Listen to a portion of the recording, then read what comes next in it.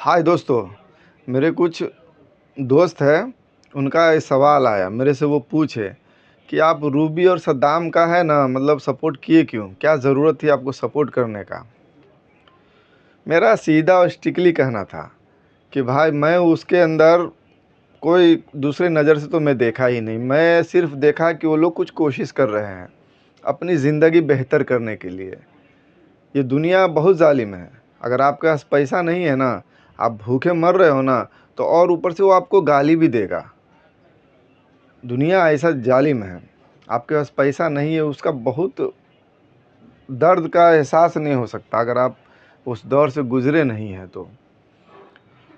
मैं एक कहानी आपको सुनाना चाहता हूँ, प्लीज़ एक बार गौर से सुनिएगा ज़रूर।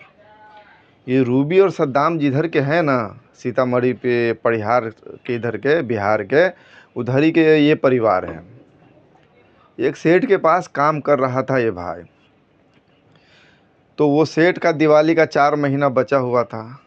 अब सेठ को तो काम निकलवाना है, तो सेठ उसको बड़ा बड़ा सपना दिखाया। अरे तू इतना अच्छा काम करता है, क्यों टेंशन ले रहा है? काम कर, तेरे फैमिली को यहाँ मंगा ले, गांव क्यों जाएगा?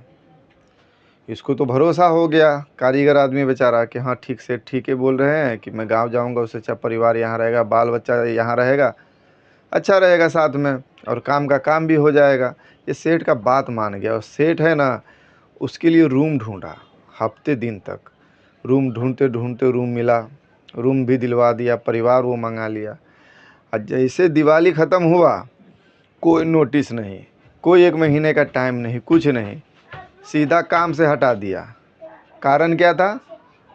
कारण सिर्फ ये था कि मेरा मटेरियल ये बहुत खर्चा कर रहा है, मेरा कलर ये बहुत खर्चा कर रहा है, मेरा नुकसान कर रहा है। दिवाली में नहीं नुकसान हो रहा था। उसको काम पे से हटाने के बाद हुआ क्या पता है? दिवाली ख़त्म हो गई, दूसरा कोई सेठ काम पे रख नहीं रहा है। अब परिवार में हो गया झगड़ा चालू। बीवी है, बच्चे हैं, अब खाने को नहीं रहेगी तो बीवी तो बोलेगी कि भाई तू कमा। अब वो बेचारा मेहनत करना चाहता है, लेकिन धोखा ऐसा मिला है और टाइम ऐसा हो गया दिवाली बाद कि वो काम नहीं कहीं मिल रहा उसको। उसकी बीवी को क्या समझ में आया, शायद उसकी माँ बोली कि बेटा तुम्हारा हस्बैंड है ना, नहीं कमा पा रहा है, तुम भी काम करो, कि उसका हेल्प करो, कोशिश करो उसका मदद करने का। तो वो लड़की क्या करी मालूम है? कोई कारखाने में जाकर धक्का करने का काम चालू करी, शायद अपने हस्बैंड से नहीं पूछी थी। अब जब इसको पता चला ना, ये बहुत गुस्सा किया, बाहर लाया, खूब झगड़ा किया, मतलब रोड पे ये बात आ गई। ये बात को 2-4 दिन जब हो गया ना झगड़ा को, तो उसके घर वाला को ये बात समझ में आया कि वो मेरा मदद ही कर रही है। तो उसका घर वाला फिर कुछ नहीं बोला। और उसके गरीबी का आलम क्या है पता है आपको? उसके बीवी का वज़न 30 से 35 किलो से ज़्यादा नहीं होगा। और वो खुद का, उसका भी ये नहीं कि वो बहुत मोटा तगड़ा बहुत अच्छा खा रहा है। जब घर में खाने को ही अच्छा नहीं रहेगा, तो औरत हो या मर्द हो या बच्चे हो, अच्छा सेहत कहाँ से रहेगा? तो 3-4 महीना ये लोग का ऐसा गुजर गया। अब कहीं पे काम कर रहा है, थोड़ा बहुत कर रहा है, चल रहा है। कभी रूम मालिक आके एकदम बेइज्जत करा रही, इसका लाइट काटो, इसको अभी का अभी घर से इसका बर्तन फेंको, यहाँ तक नौबत आ गया। आप लोग इस बात को एहसास कर सकते हैं कि किस दौर से गुजर रहा है। अब दिवाली नज़दीक आ गया है ना। अभी 1-1.5 महीना पहले वो सेठ, अब वो सेठ का है ना 60-70 हज़ार कुछ एडवांस वो लिए हुआ था। जब वो सेठ हटाया ना उसको काम से, तो एक बार भी वो एडवांस पैसा का जिक्र नहीं किया। लेकिन अब दिवाली आने वाला है, तो उसके पास कारीगर नहीं है, उसके सर पे चढ़ गया कि नहीं मेरा पैसा दे। या तो वो पैसा देगा या तो उसके डर से काम पे जाएगा। उसका कॉलर तक पकड़ लिया, बताइए, उसके बच्चे के सामने।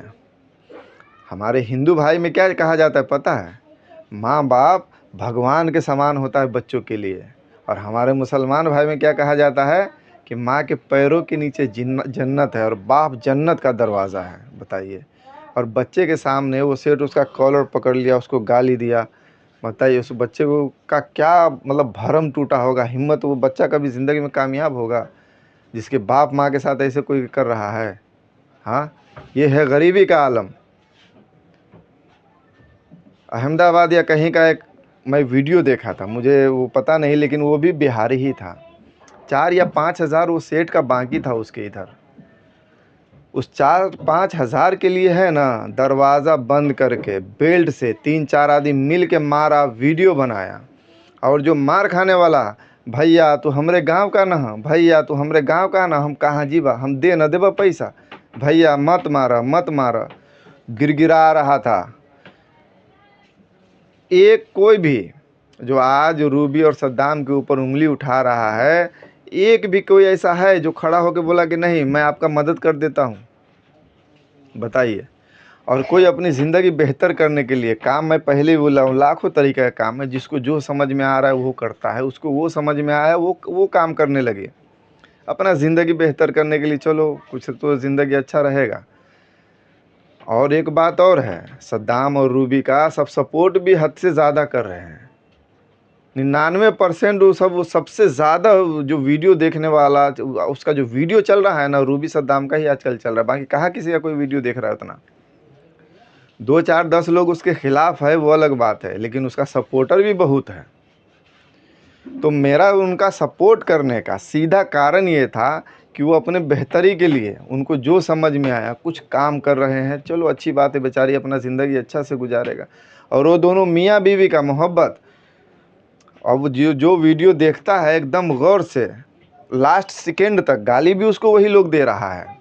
मैं ना उतना कभी ध्यान से देखता हूँ, थोड़ा वो देखा, हाँ भाई चलो अच्छा, बेचारी को ये लोग कोशिश कर रहे हैं, मुझे क्या ज़रूरत है किसी को गाली देने का, किसी को बेइज्जत करने का, किसी का ठेका लेने का।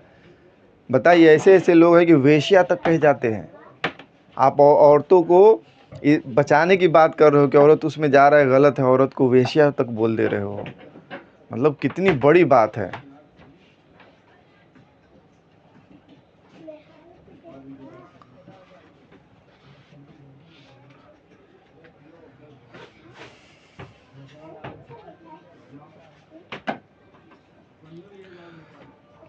मेरा इसमें कुछ ना फ़ायदा ना नुकसान, कुछ नहीं। नुकसान ही हुआ है बहुत से लोगों के नहीं, कुछ लोगों को मेरा बात अच्छा नहीं लगा, मुझे बहुत बुरा भला बोले हैं।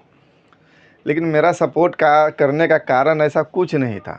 मेरे दिल में सिर्फ ये था कि चलो कुछ कर रहे हैं तो ठीक है, अच्छी बात है। अगर आप लोग यहाँ तक वीडियो देखे तो आप सबका बहुत बहुत शुक्रिया, बहुत बहुत मेहरबानी। Thank you.